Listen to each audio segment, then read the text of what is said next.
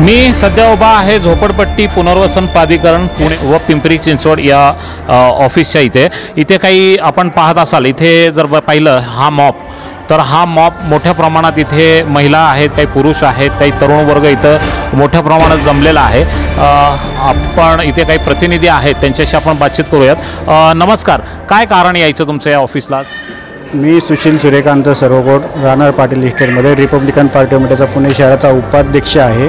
आणि इथे यायचं कारण असं आहे की आम्हाला वस्तीमध्ये असं एक धोका निर्माण झाल्यासारखं ग्राह्य झालं, कारण की आम्हाला काही अशा गोष्टी कळल्या की आमच्या लोकांनी काही सोसायटी किंवा काही बनवण्यासाठी पेपर दिले असतील, तर त्या पेपरचा गैरवापर करून आणि काही गेल्या वर्षी म्हणजे 2008मध्ये ज्या काही संमत्या केल्या त्या सुदैवला, तर त्या संमतीचे डॉक्युमेंट्स घेऊन मॅजेस्टिकवाला इथे दाखल करत आहे पत्र वगैरे, असं आम्हाला कळलं। तर त्या अनुषंगाने आम्ही आज भेटायला आलो साहेबांना, घटने साहेबांनाही भेटलो, तसं आम्ही निवेदनही दिलं आणि त्याच्यावर आम्ही हरकतही घेतली आणि ती हरकत घेऊन आम्ही त्याला तीव्र विरोधही केलेला आहे।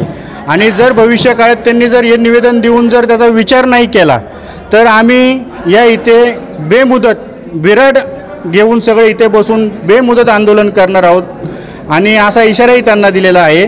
आणि शिवाय या वस्तीमध्ये आम्ही आमचं लहानपण गेलं आहे, आम्ही इतकं म्हणजे जन्मल्यापासून या वस्तीत आहे आणि शिवाय ही वस्ती राहण्यामागे किंवा उभा राहण्यामागे माझ्या वडिलांचा खूप मोठा त्याच्यामध्ये योगदान आहे आणि योगदान तर वडिलांचं आहे, पण त्याच्या पाठपुरावा पूर्ण त्याला जो खारीचा वाटा म्हणतात तो रिपब्लिकन पार्टी ऑफ इंडियाचे राष्ट्रीय अध्यक्ष रामदासजी आठवले साहेब यांचा आहे।